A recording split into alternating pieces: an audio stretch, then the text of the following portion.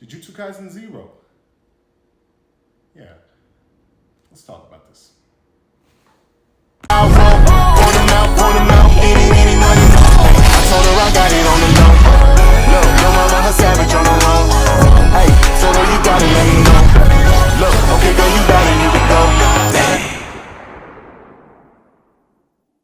Okay.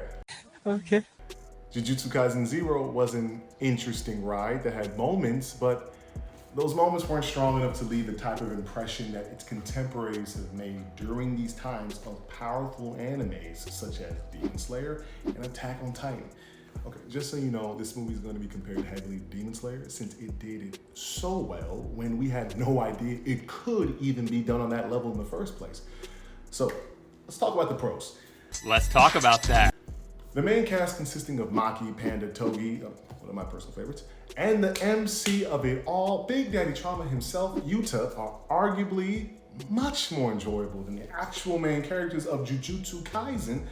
Outside of Megumi. Megumi, he's actually the best, and he's a boy. Original cast, come at me.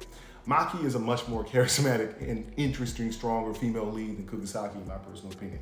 That's not to demean Kugisaki. She's dope. She's awesome. But when I saw Maki get a full film to herself and time to really shine and showcase her character and personalities, she really stood out to me and made me think, wow, she's hella cool. And her tough guy exterior really validates why she's, that way and is really soft on the inside. But due to the abuse she faced within her clan, had to develop that exterior and refused to be bullied again.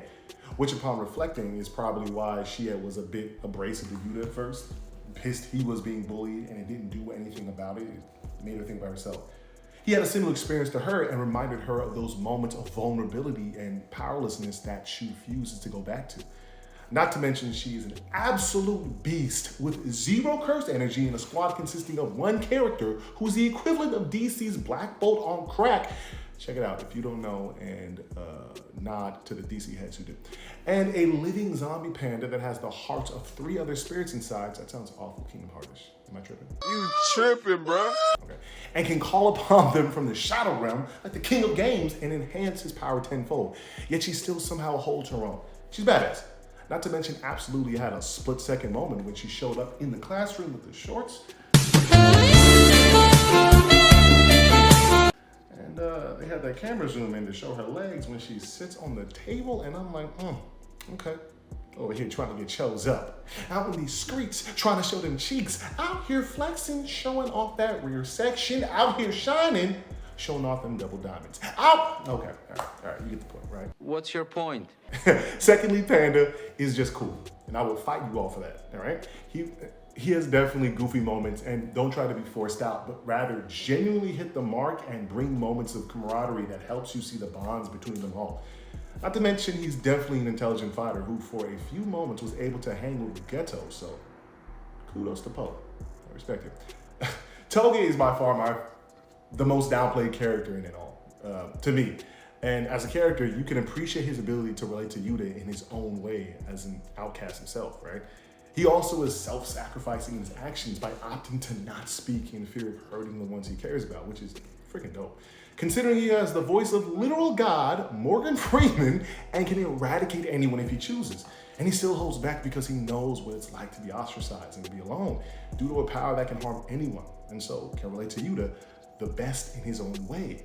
Their bond grows during the battle with the upper curse spirit, and you see how similar they are while still complementing one another. Now the film, it was solid. It was a solid film as a whole and wasn't bad. That being said, it wasn't good. It wasn't good. It was all right. Honestly forgettable, and it had me at one point literally wishing I had opted to watch Batman instead. I literally wasn't engaged by the film for the majority of it, which, okay, brings me to the cons. All right, here we go. Some that I feel severely hampered my experience and overall response to the film. Let's make it simple. Outside of those moments about the second-year students, Yuta's struggle was a bit weird to me, considering his big issue was he loved Rika and was so grief-stricken that he couldn't let her go, thus cursing her to stay with him involuntarily. Now, that sounds fine. I get the grief. Grief being the issue rather than push this love idea that honestly held no water to me. Why? Here's why. Yuta was arguably like 6 or 5 when Rika died, Do you understand how many emotional growth moments we had since then? How much we develop as people, and how, while developing our brains, we'll let go of old info in order to make new ones. Okay, what I'm getting at is, at 5 years old, I would understand you being traumatized from your friend dying and then having that affect you. But the idea of it being because you two loved each other was just like weird, since, okay, what do these 5-year-old children know about love? Stop it, what are we doing? I loved my dog at 5 once, then I grew up and forgot all about that. Once I hit like 7 and I got another one. My dog got run over by a car in front of me. Granted, okay, people aren't animals, gotcha. But trauma can't be measured across the board. It's a person-to-person thing. Other people might feel it differently.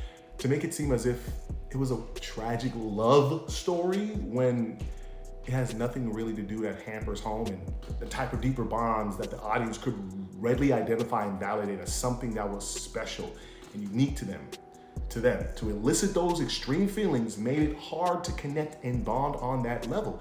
Demon Slayer does an amazing job doing backstory on Tanjiro's family in the Mugen Train arc, and really hammers home a sense of how much this guy loved his family and how heartbroken he was to lose them and just how special they were to him. I don't believe for a second Yuta loved her that hard. I don't believe you. I do believe he was traumatized by losing a dear friend, and probably could have grown up and got past it had he have not accidentally cursed her. But it didn't seem as deep and important as Tanjiro's struggle. No, he's got a point. That portion of connecting with the audience, i.e. me, fell flat personally and had me just seem like, okay, that sucks. But love, nah, I don't believe that's at all. You what? My guy had a montage of 3 scenes as a kid doing regular kid stuff like water balloon fights, man, playing sandcastle, and watching her at the hospital and passing that time. Then we're supposed to believe she asks him to marry her in the future, Yuta, being 5, not knowing that what it really means, saying okay and probably having an arbitrary response and idea of marriage and love. And I'm supposed to think that, yeah, they're deeply in love, but so distraught at losing the love of his life at 5 sounds ridiculous. His best friend, yes, the trauma of seeing her die in front of him, absolutely. This Sailor Moon love conquers all, Moon Prism power final attack also at the end concept, nah, you lost me. Not doing it. What? The suspense of the plot was just not good. Literally, I had no emotional connection or investment in the good guys possibly losing to the bad guys or even remotely struggling.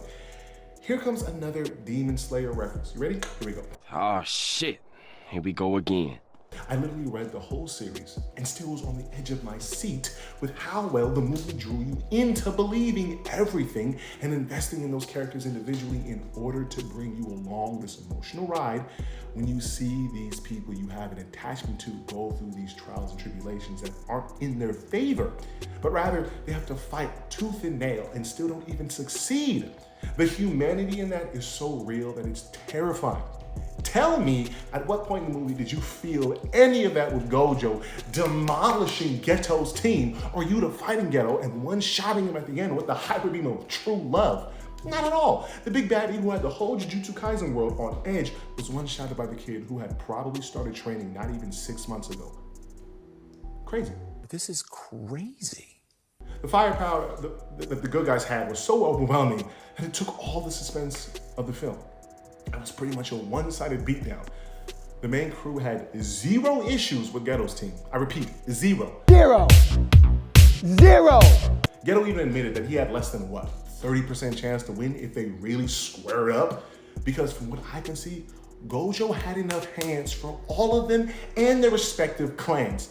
Hands down. I don't understand why Geto didn't just bring one more team member with him just to confirm his win, since he knew Rika was stupid OP, or at least had summoned his special grade curse spirit ahead of time and came in fully prepped and not done this stupid bad guy BS of underestimating the good guy just to get Falcon punched by plot armor and the power of love or friendship crap. I'm only gonna say this one more time, sir. Calm down. Also, I, for the life of me, don't know why Gojo didn't just purple freeze a death ball their approaching raid and ended it all before it started. Maybe capture one to interrogate and force him to reveal Geto's whereabouts, or even better, he had an inkling suspicion would turn out right that Geto would be back at the school. His team literally was mopping the floor of the villains. Why not head back in case plot armor wasn't strong enough and the good guy loses and then just crush Geto? Why not? Because the story knew he was way too OP. Yuta was way too OP. Hell, Geto was barely stopping Yuta. So together, it would be like the scene where Yuji and Nanami beat the brakes out of Mahito, like he stole their little brother's lunch money and the family was coming for blood. Also, why the hell do they show Togi able to buy his freaking literal throat medicine at the equivalent of a 7-Eleven to them, clearly showing it's a common thing to have, but then never buys it enough to keep on him as if he doesn't know that the side effects of his abilities are and could be the big problem. He doesn't have the medicine to literally fix his throat and use one of the most broken abilities. Got him. I'll tell you why. Because they knew he was insanely broken and had to find a way to nerf him, otherwise the fight he was in would be over quickly as it should. Honestly, as it should. And you wouldn't be able to be the MC if he had my man laying down the voice of God on fools. Plus, I saw the moments in the final fight and Gojo beating the brakes off the whip dude. The fight scenes were cool. They were cool. They looked like solid TV episodes. I honestly thought this series had better fights than the movie. And this is the movie, the big budget, the huge time to create and curate, the expectations and manpower to focus, but it was just all right. I was literally... You need to take a chill pill, you know? He's a goat. It's crazy. I'm speechless, so I don't know what to say. I guess jokes aside, this film wasn't bad. It just came at a time where I've seen the best and this wasn't it. The emotional investment wasn't strong and it should have been. Fights were solid, but nothing to go home and lose your mind over, unlike Demon Slayer's film and season 2.